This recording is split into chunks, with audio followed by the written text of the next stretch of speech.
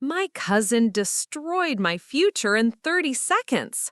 While I was showering, she walked into my room, opened my laptop, and deleted my Princeton application 20 minutes before the deadline. By the time I discovered what she'd done, it was too late. Or so I thought. I'd love to know which corner of the globe you're watching from. And if this story speaks to you, make sure to subscribe. Tomorrow's video is one you absolutely can't miss. My name is Marcus, and this story begins 3 years ago when I was working as a senior marketing coordinator at Pinnacle Digital Solutions in downtown Seattle. It wasn't my dream job, but it paid well enough to cover my studio apartment in Capitol Hill and my weekend hiking adventures in the Cascades. More importantly, it had given me something I'd been desperately seeking since college: stability. The company specialized in digital marketing campaigns for mid-sized businesses, and I'd worked my way up from an entry-level position over 4 years. My boss, Sandra Chen, was notoriously demanding, but fair. She expected excellence, and in return, she rewarded hard work with real opportunities for advancement. Under her guidance, I'd learned more about digital strategy and client relations than any university course could have taught me. My best friend Tyler Walsh had been struggling to find his footing since we'd graduated from the University of Washington. While I'd landed my first job relatively quickly, Tyler had bounced between different positions: a stint at a local coffee roasting company, a few months at a startup that folded, some freelance graphic design work that never quite paid the bills.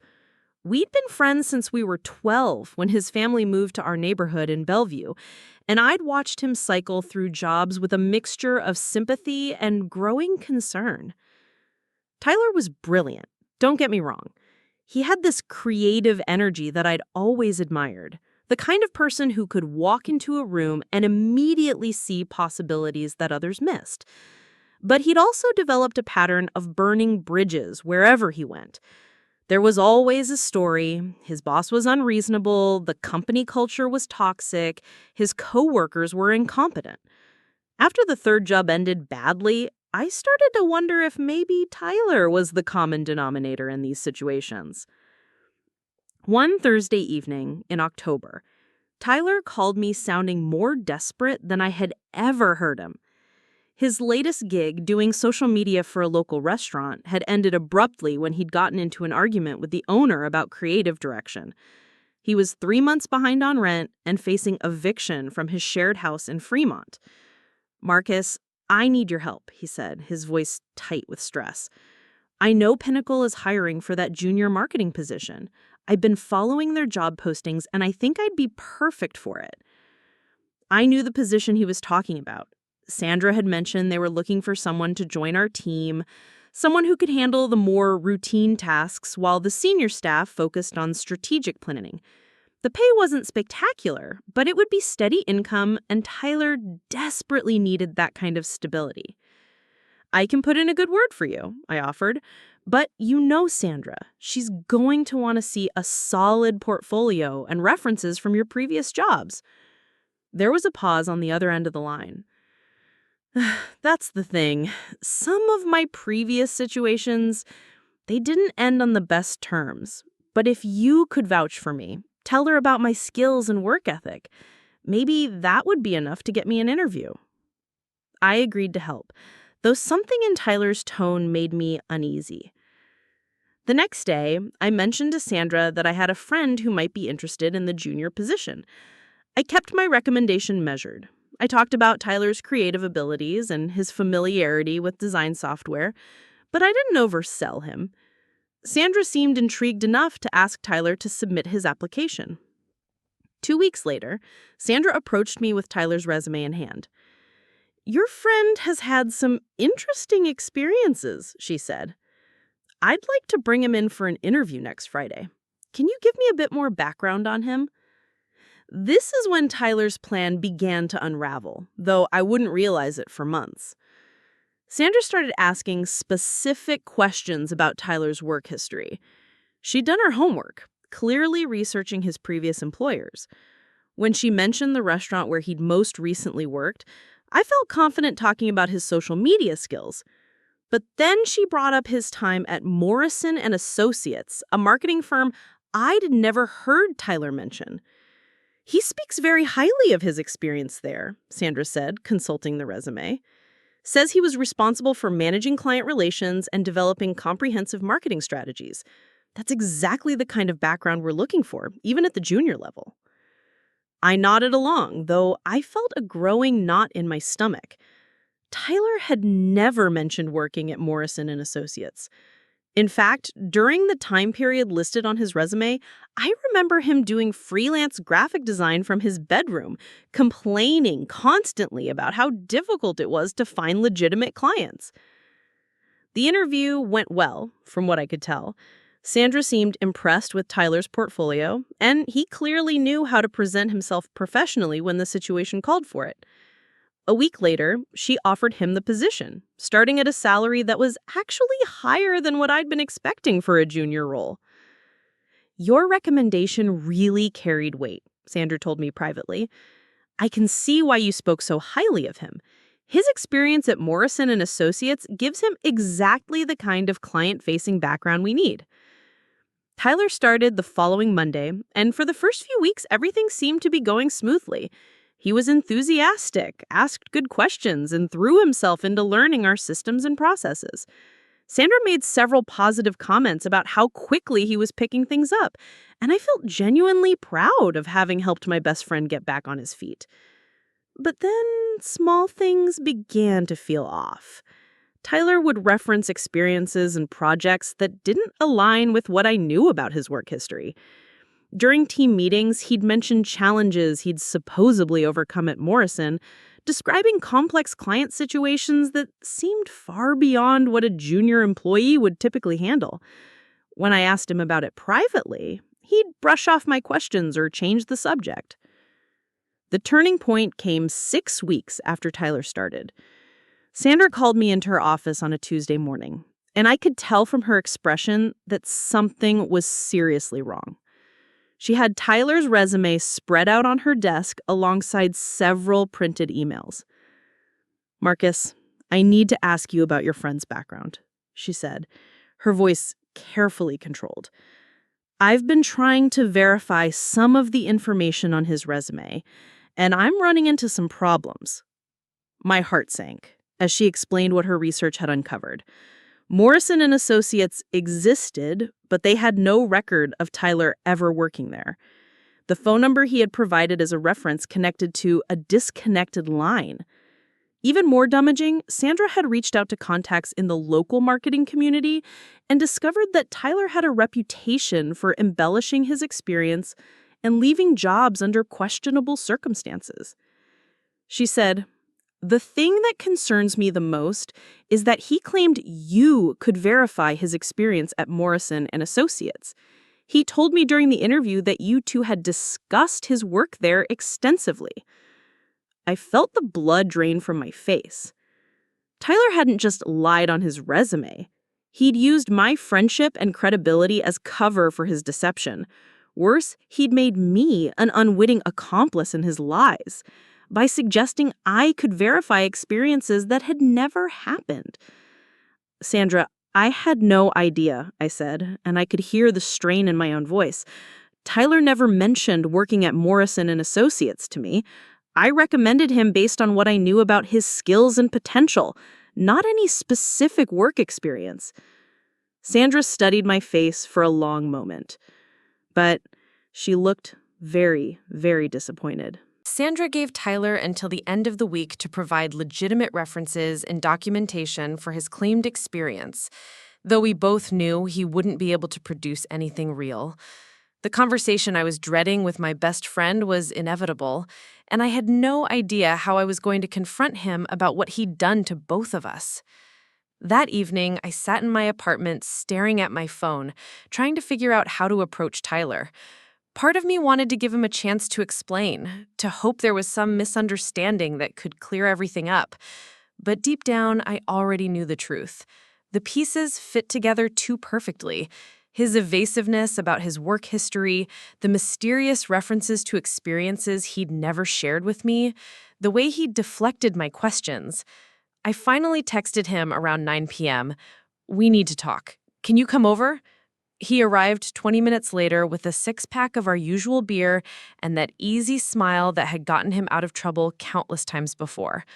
But I could see something different in his eyes, a wariness that hadn't been there in the morning. "What's up, man?" he asked, settling onto my couch as if this was just another casual hangout. "You sounded serious." I didn't waste time with small talk. "Sandra knows about Morrison and Associates." Tyler's entire body went still. The beer he'd been opening slipped from his hands, foam spilling across my coffee table. For a moment, neither of us moved.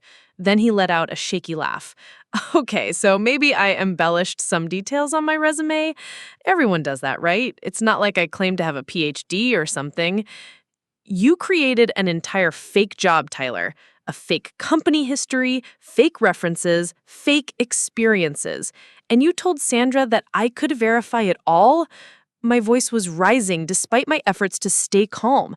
"Do you have any idea what you could have done to my career?" Tyler ran his hands through his hair, a gesture I'd seen him make since we were kids whenever he was caught in something he couldn't talk his way out of. "Marcus, listen. I can explain." "Then explain. Explain how you thought it was okay to use my friendship as collateral for your lies." He was quiet for a long time, staring at the spilled beer on my table. When he finally spoke, his voice was barely above a whisper. "I was desperate. You don't understand what it's like to be constantly rejected, to have doors slam in your face because of stupid mistakes from years ago. I needed this job, and I knew I could do the work if someone just gave me a chance. So you decided to drag me down with you?" "No, that's not—" Tyler stood up abruptly, pacing to my window. "I never meant for it to affect you. I thought I could just prove myself through my work, and eventually none of the resume stuff would matter. People would see what I could do." "But that's not how the real world works, Tyler. Trust matters. Integrity matters. And you've completely destroyed both." A lot of love and effort went into bringing this story to life. If you're enjoying it, we'd be so grateful if you'd subscribe to our channel. Now, back to where we left off. He spun around to face me, and I saw something I'd never seen in his eyes before. Genuine panic. "What did you tell Sandra? Did you throw me under the bus?" The question hit me like a physical blow. After everything he'd done, he was worried about whether I'd betrayed him. I told her the truth, that I had no idea about Morrison and Associates, and that I'd recommended you based on what I actually knew about your abilities. "So I still have a chance to fix this?" I stared at him in disbelief. "Fix this? Tyler, you lied about your entire professional background. You used my name to legitimize fraud. There's no fixing this." "Come on, Marcus. You know how good I am at thinking on my feet. I can come up with something." "Stop." I held up my hand. "Just stop. I'm not going to sit here and help you dig yourself deeper into this hole." Tyler's expression hardened. "Right, because you've never made a mistake. You've never bent the truth to get ahead. I've never committed fraud and then asked my best friend to be my accomplice." "I never asked you to be my accomplice. I just needed someone to believe in me for once." "Someone to believe in you? Or someone to provide cover for your lies? Because there's a difference, Tyler, and I'm starting to think you don't understand that." The argument escalated from there. Tyler accused me of being self-righteous, of never understanding the pressure he was under. I accused him of being a pathological liar who couldn't take responsibility for his actions. We said things to each other that 15 years of friendship should have prevented. Words that felt like they were burning bridges we'd never be able to rebuild. Finally, Tyler grabbed his jacket and headed for the door. "You know what, Marcus? Maybe this friendship has run its course anyway. You've always looked down on me, always acted like you had everything figured out while I was just stumbling around making mistakes. That's not true, isn't it?" He paused with his hand on the doorknob. "Right, because you recommended me for this job like you were doing charity work, like you were helping the poor, struggling friend who couldn't make it on his own." I recommended you because I cared about you, because I wanted to see you succeed. Well, congratulations. You got to feel good about yourself, and now you get to feel even better about being the righteous one when it all falls apart. The door slammed behind me with a finality that seemed to echo through my entire apartment. The next morning, I arrived at work early, hoping to catch Sandra before the day officially began. I found her in her office, already reviewing reports with her usual coffee and focused intensity. "Marcus," she said when she saw me, "I was hoping we could talk. Have you had any contact with Tyler since yesterday?" "We spoke last night. He couldn't provide any legitimate explanation for the Morrison and Associates situation." Sandra nodded, unsurprised. "I figured as much. I've already started the paperwork to terminate his employment. He'll be asked to clear out his desk this afternoon." I felt a complicated mix of relief and sadness. "Sandra, I want to apologize again for any role I played in this situation. I should have been more thorough in verifying his background before making any recommendations." "Marcus, you acted in good faith based on information you believe to be true. That's what references are supposed to be, honest assessments from people who know the candidate's work. Tyler exploited your trust and friendship in a way that reflects entirely on his character, not yours." Her words should have been comforting, but I still felt the weight of responsibility. "Will this affect my position here? My credibility?" Sandra was quiet for a moment, considering. "Your work speaks for itself, and your integrity over the past 4 years is established. This incident doesn't change my assessment of your professional judgment. However, I would suggest being more cautious about personal recommendations in the future.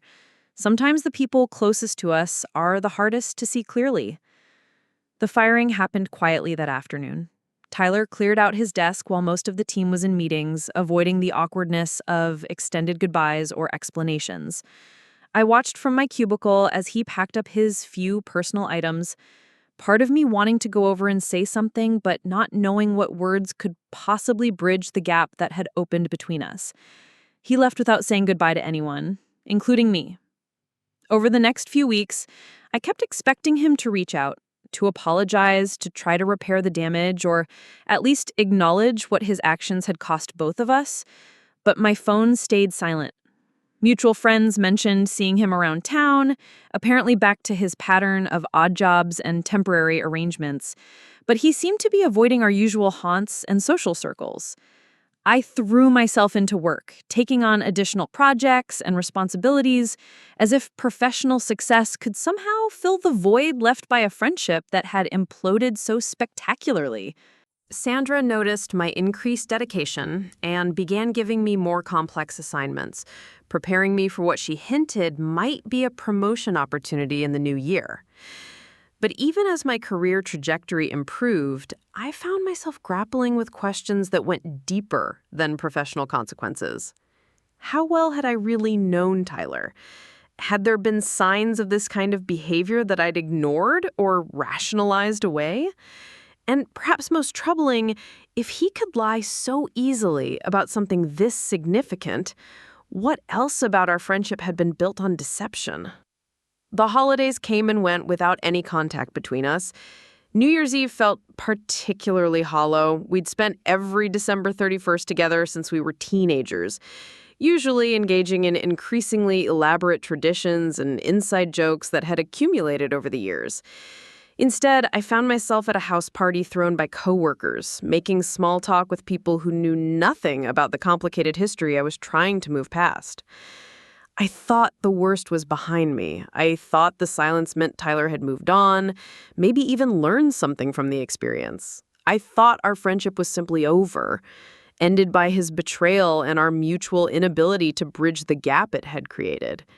I had no idea that the most audacious part of Tyler's behavior was still to come. 3 months passed in relative peace. I had settled into a routine that didn't include Tyler, and while I occasionally felt the phantom ache of a friendship that had been severed so abruptly, I was beginning to accept that some bridges, once burned, simply couldn't be rebuilt. My work performance had never been better, and Sandra had hinted that a senior marketing strategist position might be opening up in the spring. Then, on a rainy Tuesday morning in March, my phone buzzed with a text from Tyler. My stomach dropped when I saw his name on the screen. "Hey Marcus, hope you're doing well. Could we grab coffee sometime? I have something important to discuss with you." I stared at the message for 10 minutes before responding. Part of me was curious about what could possibly be so important that Tyler would break months of silence. A larger part was suspicious about his motives. But ultimately, 15 years of shared history won out over my better judgment. Coffee Corner on Pine Street, Thursday at 2 p.m. Coffee Corner was neutral territory, a busy cafe in Capitol Hill where we'd spent countless hours during college, but far enough from both our current lives that we wouldn't risk running into people who knew our situation. I arrived early and chose a table in the back corner, positioning myself where I could see Tyler approach. He walked in looking better than I had expected. His clothes were nicer than usual, and he carried himself with a confidence that seemed genuine, rather than the forced bravado I'd grown accustomed to seeing from him. He spotted me immediately and walked over with that same easy smile, though I noticed it didn't quite reach his eyes. "Marcus, thanks for meeting me," he said, sliding into the chair across from me. "You look good, man. Work treating you well?" "It's going fine," I replied, keeping my tone neutral. "What did you want to discuss?" Tyler ordered an elaborate coffee drink while I nursed the black coffee I'd been drinking since he arrived. He seemed nervous, fidgeting with sugar packets and avoiding direct eye contact. Finally, after several minutes of uncomfortable small talk about the weather and mutual acquaintances, he got to the point. "I've been doing some serious self-reflection since everything happened at Pinnacle. I know I made some mistakes, and I know things ended badly between us. But I've been working on myself, trying to understand why I made those choices." I waited for him to continue, not trusting myself to respond with sarcasm. The thing is, I've had some time to really think about what I want to do with my life, and I've realized that marketing is genuinely where my passion lies. Not just the creative side, but the strategic thinking, the client relationships, all of it. "Okay," I said slowly, wondering where this conversation was heading. "So, I've been applying for positions at some really great companies. There's this amazing opportunity at Digital Horizon. They're a boutique agency that works with tech startups, exactly the kind of cutting-edge work I've always wanted to do." Digital Horizon. I knew the company well. They had an excellent reputation in Seattle's marketing community, and their client list included some of the most innovative companies in the Pacific Northwest. Landing a position there would be a significant step up from anything Tyler had done before. "The interview process has been going really well," Tyler continued, his enthusiasm seeming to build as he talked. "The creative director said my portfolio was one of the strongest they'd seen for this level of position." "That's great, Tyler," I said, though I was beginning to suspect where this conversation was heading. "The thing is, they want to do a final reference check before making their offer. They need someone who can speak to my professional abilities and work ethic. Preferably someone in the industry who has seen me in action." There it was. I felt anger rising in my chest, hot and immediate. "You want me to give you a reference?" "I know how it sounds," Tyler said quickly, leaning forward across the table. "But hear me out. You've seen what I can do when I'm focused. You know I have the skills for this kind of work, and honestly, you're one of the only people in marketing who knows my capabilities and would be willing to speak for me." I stared at him in disbelief. "Tyler, you lied your way into a job, used my name to legitimize that lie, and got fired for fraud? And now you want me to recommend you for another position? That's not fair, Marcus. What happened at Pinnacle it was a mistake. I was desperate, and I made some bad choices, but I've learned from that experience." "Have you? Because from where I'm sitting, it looks like you're about to make the exact same mistake again. Are you being honest with Digital Horizon about your work history?" Tyler's pause was answer enough. "I've been completely honest about my skills and abilities," he said carefully. And I've learned not to embellish details that can't be verified. But some of the specifics about why I left previous positions, those are complicated situations that don't necessarily reflect my potential as an employee. In other words, you're still lying, just more carefully this time. I'm presenting myself in the best possible light, which is what everyone does in job interviews. The difference is that now I have you, someone who can honestly speak to my abilities without any of the baggage from previous employers. The audacity of his request was breathtaking. Not only was he asking me to vouch for him professionally after what he'd done, but he was essentially asking me to help him cover up his pattern of problematic behavior with previous employers. Tyler, even if I wanted to help you, which I don't, what exactly would I say? That I worked with you for 6 weeks before you were fired for lying on your resume? You could talk about the work you saw me do while I was there. Sandra said I was performing well, right? You could focus on my creative abilities, my technical skills, my potential. My potential endorsement would be based on 6 weeks of work that you obtained through fraud. How is that honest? Tyler's expression hardened. Look, I know you're still angry about what happened, and I get it, I really do. But this is my chance to start over, to prove that I can be the professional I know I'm capable of being. Start over by asking me to lie for you? I'm asking you to focus on the positive aspects of what you observed, rather than getting bogged down in the circumstances that ended my time at Pinnacle. I took a long sip of my coffee, trying to process what was happening. Tyler wasn't asking for forgiveness. He wasn't acknowledging the full scope of what he'd done wrong. He was asking me to become a willing participant in his continued deception. What makes you think I would ever agree to this? I asked.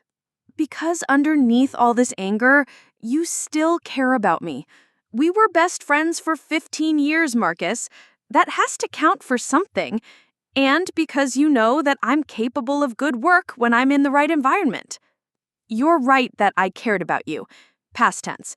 But caring about someone doesn't mean enabling their self-destructive behavior.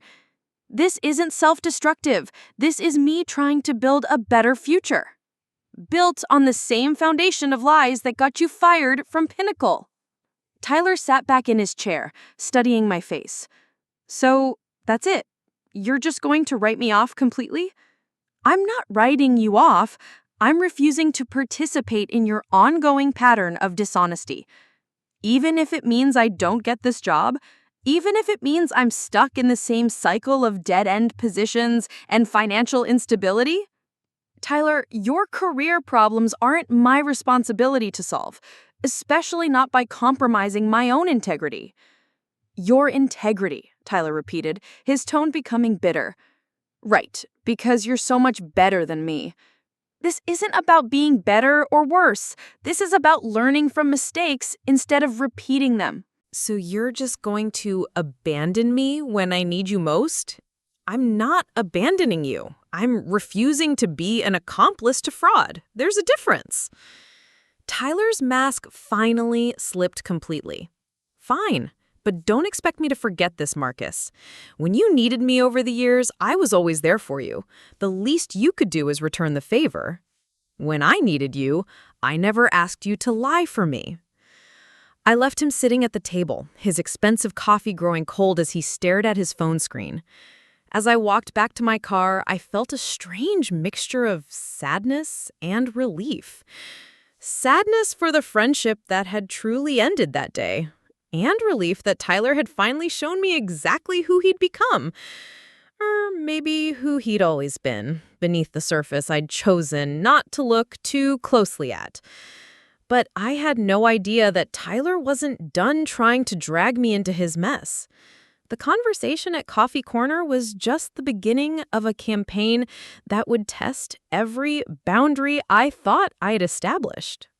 I thought my firm rejection at Coffee Corner would be the end of it.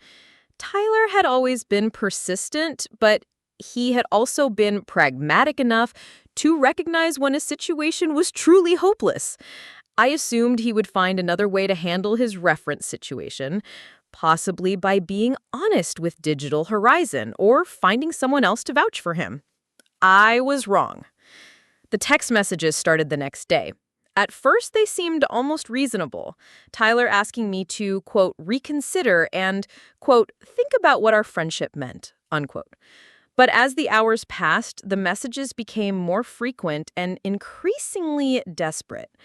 Tyler, I know you're angry, but this job could change everything for me. Please, just think about it. I've been up all night thinking about our conversation. Maybe we could meet again and find a compromise. Digital Horizon is expecting your call by tomorrow. I told them you were traveling for work this week, but they're getting impatient. That last message made my blood run cold. Tyler was still telling people I had agreed to provide a reference, despite my explicit refusal. He was buying himself time while continuing to use my name in his application process. I called him immediately. Tyler, you need to stop. I told you clearly that I'm not giving you a reference. Marcus, listen. No, you listen. Stop telling Digital Horizon that I'm going to call them. Stop using my name in your job application. This ends now. You're being unreasonable. All I need is a 5-minute phone call where you confirm that I'm capable of doing good work. Is that really too much to ask? Yes, it is too much to ask, because it would be a lie. How would it be a lie? You saw me work at Pinnacle. You know I was doing well before everything fell apart. The circular nature of his logic was exhausting. Tyler, I'm hanging up now. Do not contact me again about this. But he didn't stop. The messages continued throughout the week, becoming more manipulative with each passing day. Tyler began bringing up specific memories from our friendship, times when he'd helped me through difficult periods, favors he'd done for me over the years, moments when his support had meant everything to me. Remember when your dad was in the hospital junior year and I drove you to Spokane every weekend for 2 months? I never asked for anything in return. You crashed at my place for 3 weeks when you first moved to Seattle. I didn't hesitate to help you when you needed it. I was the best man at your cousin's wedding when you got food poisoning. I stepped up because that's what friends do for each other. Each message was a weaponized memory designed to make me feel guilty for not reciprocating his past support. The emotional manipulation was so transparent, it made me angry, but it was also effective in a way that surprised me. Despite everything Tyler had done, despite his continued dishonesty and boundary violations, part of me still felt the pull of 15 years of shared history. On Thursday evening, Tyler showed up at my apartment building. I was coming home from the gym when I found him sitting in the lobby, chatting casually with Mrs. Rodriguez, my elderly neighbor, as if he belonged there. Marcus, perfect timing, he said, standing up with that practiced smile. I was hoping we could continue our conversation from yesterday. Mrs. Rodriguez beamed at me. Your friend was just telling me about the wonderful job opportunity he has. He seems so excited about it. I forced a smile and nodded, not wanting to create a scene in front of my neighbor. Tyler, could I speak with you outside? Once we were on the sidewalk, I turned to face him. What are you doing here? I needed to see you in person. Phone calls and text messages aren't working, and I think there's been some miscommunication between us. There's been no miscommunication. I told you clearly that I won't provide a reference, and I told you to stop contacting me about it. But you haven't heard my new proposal, Tyler said, pulling out his phone. I've been thinking about this all wrong. Instead of asking you to focus on just the work you saw at Pinnacle, what if we expanded the reference to include things you knew about my abilities before I even got that job? He showed me notes he'd apparently made about our college years, listing projects we'd worked on together, skills he'd demonstrated in group assignments, even volunteer work we'd done for various campus organizations. See?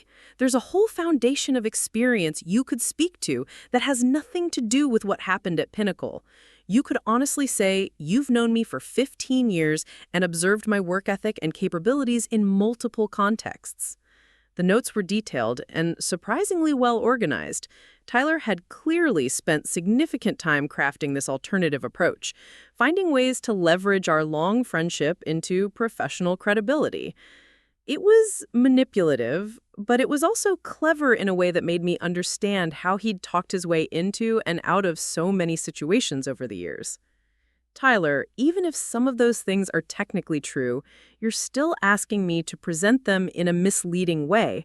You're asking me to help you get a job by focusing on college projects from 10 years ago instead of your recent professional behavior. I'm asking you to present a complete picture of who I am, not just the worst moment of my career. The worst moment of your career was also a betrayal of our friendship. How do you not understand why that matters? Tyler's expression shifted, becoming more aggressive than I'd seen since our argument in my apartment months earlier. You know what I think, Marcus? I think you like feeling superior to me. I think you enjoy watching me struggle because it makes you feel better about your own life. That's not true, isn't it? You've always been the responsible one, the one with the stable job and the clear path forward. Maybe part of you is glad that I'm still struggling because it validates your choices. Tyler, you're projecting. I've tried to help you multiple times over the years, including recommending you for the pinnacle job that started this whole mess. And now I'm asking for your help again, and you're refusing. What does that tell you about what kind of friend you really are? The conversation was spiraling into familiar territory. Tyler deflecting responsibility by attacking my character and motivations. I'd seen this pattern play out in his descriptions of previous jobs and relationships, but I'd never been on the receiving end of it myself. I'm not going to stand here and let you manipulate me into feeling guilty for maintaining my boundaries, I said. Find another reference, Tyler. There have to be other people in your life who can speak to your abilities. Like who? My last 3 employers who all have negative things to say about me? College professors I haven't spoken to in 8 years? My family who think I'm a professional failure? The desperation in his voice was genuine, and for a moment I felt a flicker of the sympathy that had driven me to help him in the first place. But then I remembered the lies, the manipulation, the way he'd used my friendship as cover for his deception. That's not my problem to solve, I said firmly. I'm sorry your professional relationships haven't worked out, but that's a consequence of choices you've made repeatedly over the years. So you're just going to abandon me after everything we've been through together? I'm not abandoning you. I'm refusing to participate in a pattern of behavior that's destructive for both of us. Tyler stared at me for a long moment, and I could see him calculating his next move. Finally, he pulled out his phone and showed me another message thread. Digital Horizon called me today. They said they haven't been able to reach you and they're concerned about moving forward without completing their reference checks. They've given me until Monday to provide an alternative contact, or they're going to withdraw their offer. Then you need to provide an alternative contact. There is no alternative contact, Marcus. You're literally the only person in a professional context who could give me a positive reference. If you don't make this call, I will lose the job. The ultimatum was clear, and Tyler seemed to believe it would finally compel me to give in. He was betting that our shared history and my natural inclination to help people would override my objections to his behavior. He was wrong. Then you lose the job, I said. I'm sorry it's come to that, but I won't compromise my integrity to fix problems you've created for yourself. Tyler's face went through a series of expressions: disbelief, anger, and finally something cold and calculating that I'd never seen directed at me before. Fine, he said quietly. But don't think this conversation is over, Marcus. I've invested too much in this opportunity to let it slip away because of your self-righteousness. He walked away without another word, leaving me standing on the sidewalk with a growing sense of unease. Tyler's final comment felt less like a frustrated outburst and more like a threat. I had the distinct feeling that his campaign to get me to provide the reference was about to escalate in ways I hadn't anticipated. I was right to be worried. Tyler's ominous parting words replayed in my mind all weekend, but I convinced myself I was overthinking things. He was frustrated and desperate, but surely he wouldn't do anything truly destructive. We'd been friends for too long, shared too much history. Even at his worst, Tyler had never been vindictive. Monday morning shattered that illusion completely. I arrived at Pinnacle to find Sandra waiting by my desk with an expression I'd never seen before, a mixture of confusion, concern, and barely contained anger. She was holding a printed email in her hand, and I could see my name mentioned several times in the visible text. Marcus, we need to talk. My office, now.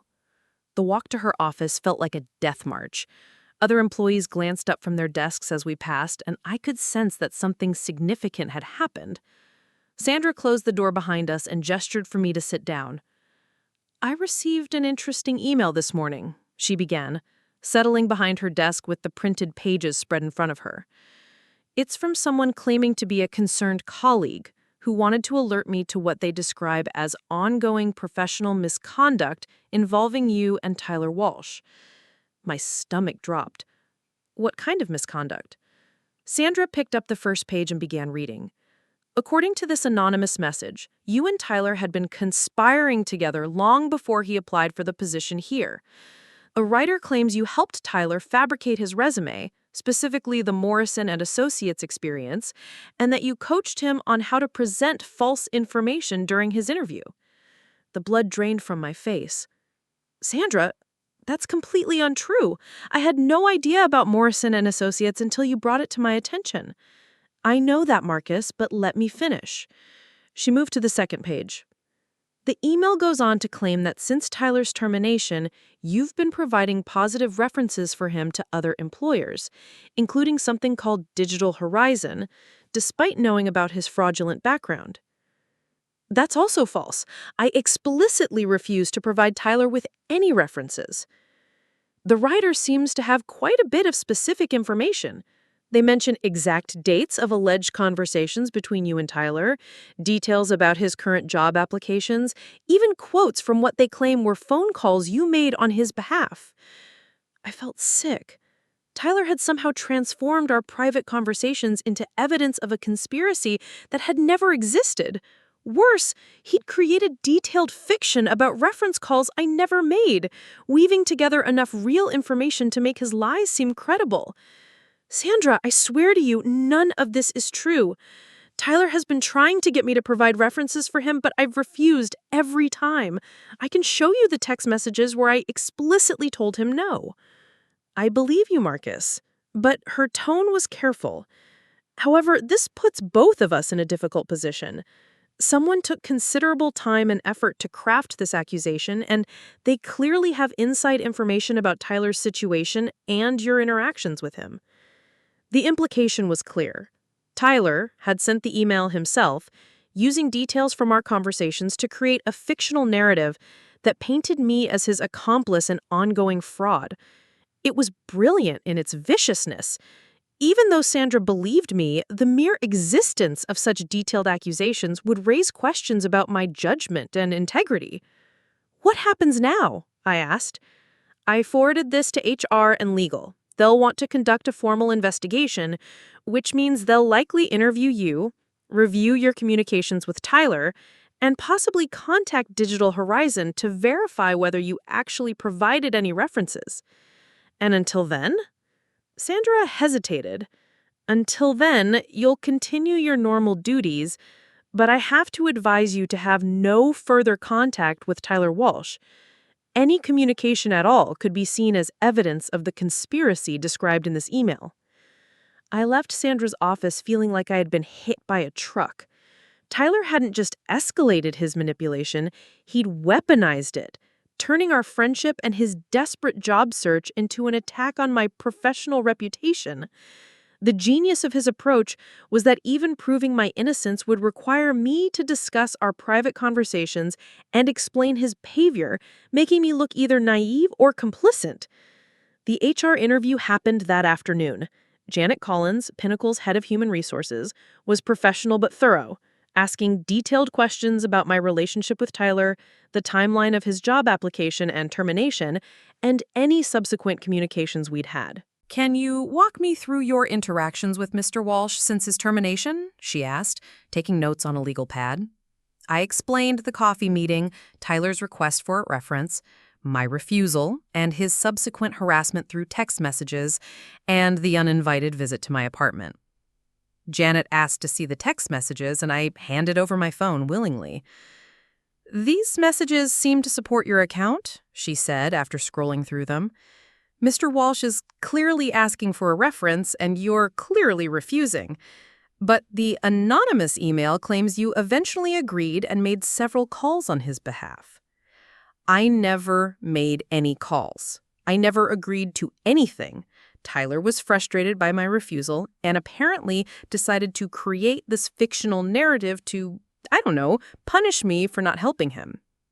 "Have you had any contact with Digital Horizon or any other companies regarding Mr. Walsh?" "None whatsoever." Janet made a note. "We'll be verifying that independently. If what you're telling me is accurate, this appears to be a case of harassment and false accusations. However, I need to advise you that until our investigation is complete, any appearance of impropriety could affect your employment here." The message was clear.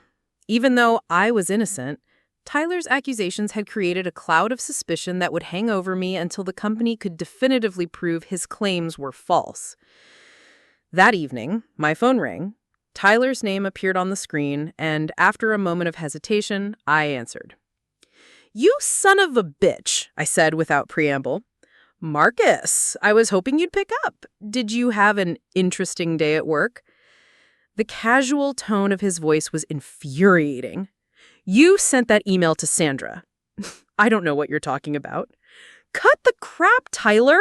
Anonymous email detailing a conspiracy between us? Only you could have written that." Anonymous email. That does sound intriguing. What did it say?" "You know exactly what it said because you wrote it. The question is why you thought destroying my career would somehow help yours." Tyler was quiet for a moment, and when he spoke again, his voice had lost its mock-innocent tone. "You destroyed my career first, Marcus. I offered you multiple chances to help me, to be the friend I needed you to be, and you chose self-righteousness over loyalty. So this is revenge? These are consequences? You think you can just wash your hands of 15 years of friendship because I made some mistakes? You think you can abandon me when I need you most and not face any repercussions? Tyler, what you did goes way beyond making mistakes. You committed fraud, you lied to get a job, and now you're trying to destroy my reputation because I won't help you do it again. I'm trying to show you what it feels like to have your professional credibility questioned. I'm giving you a taste of the stress and uncertainty I've been living with for months. By making false accusations that could cost my job?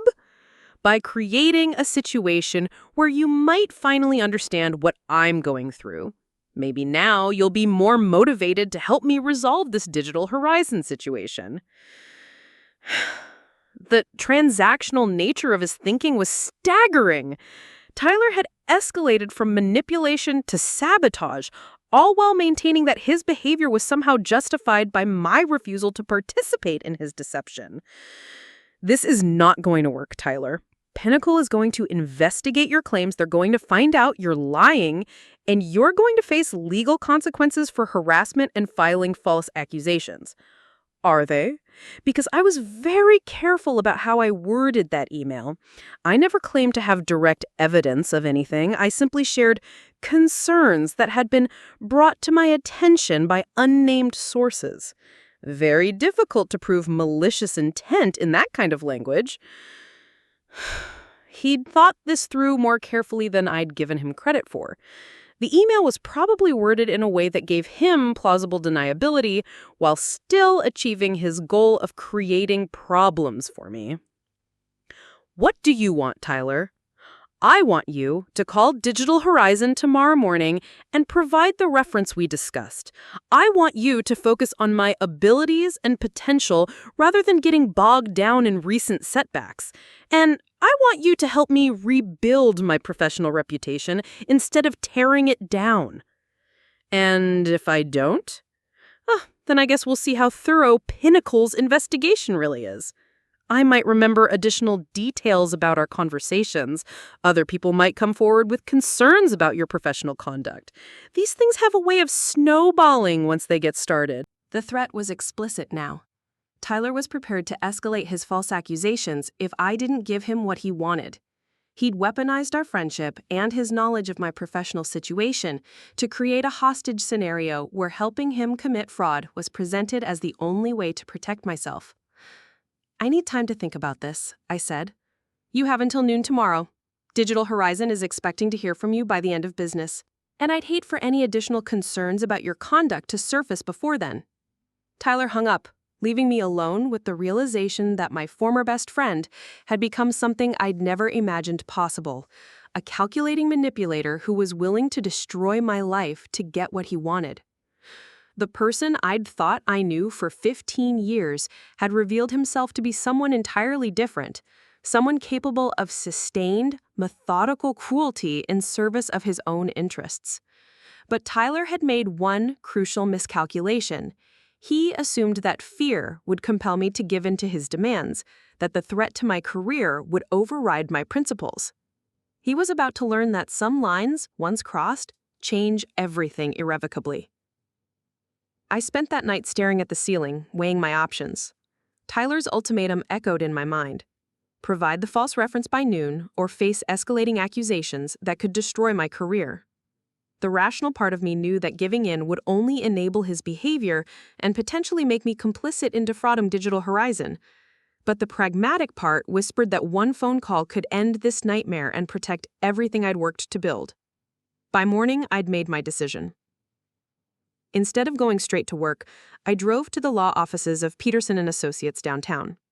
My college roommate Jake Peterson had become an employment attorney, and while we only spoke a few times a year, I knew he'd give me honest advice about my situation.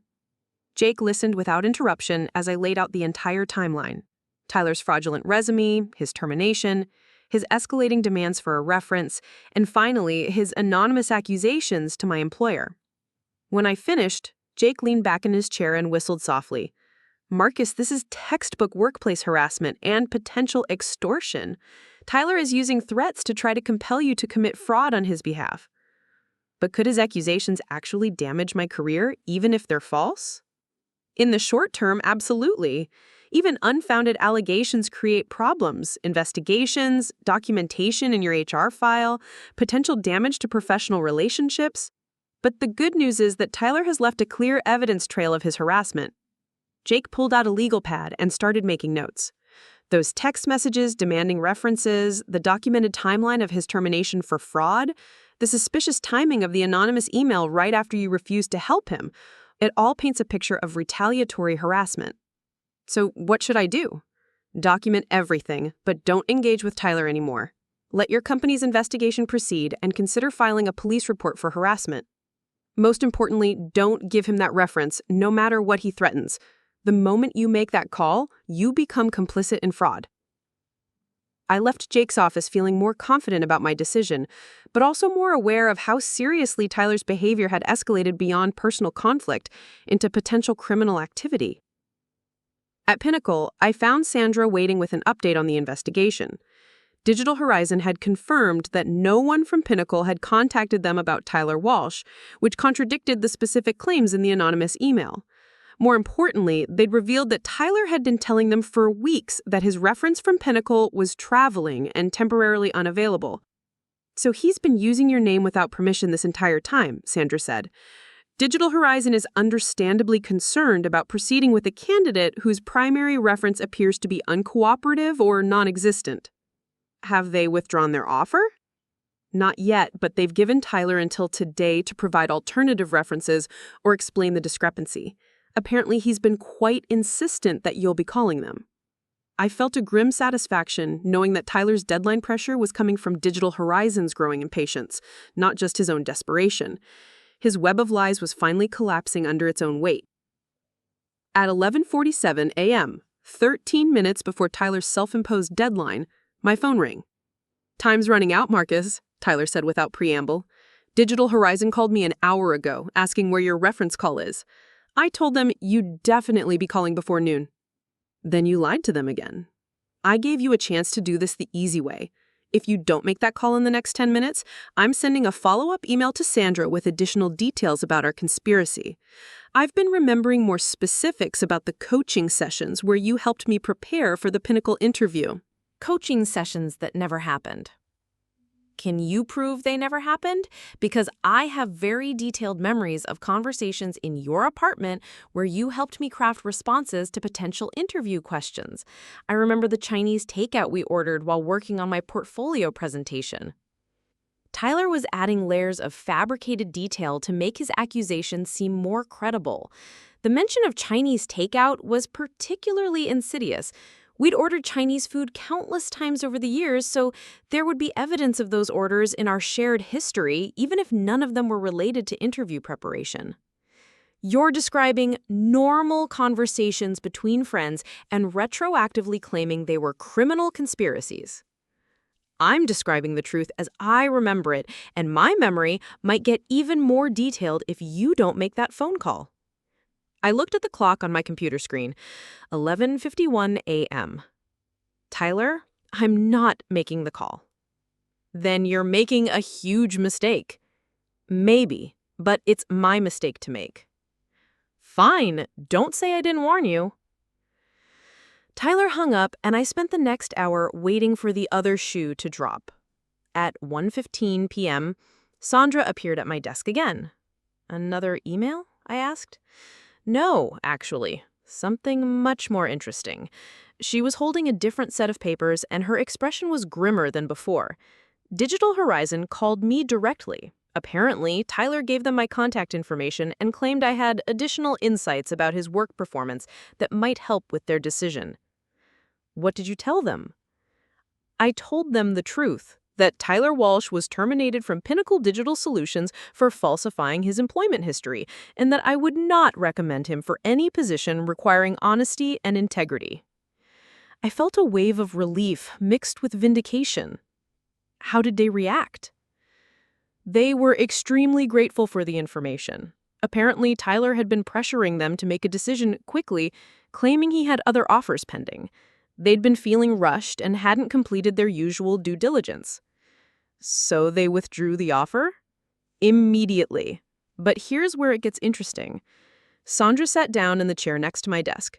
Digital Horizon asked me specifically about you because Tyler had been so insistent that you would provide a positive reference. When I explained that you had explicitly refused to provide any references, they mentioned something curious.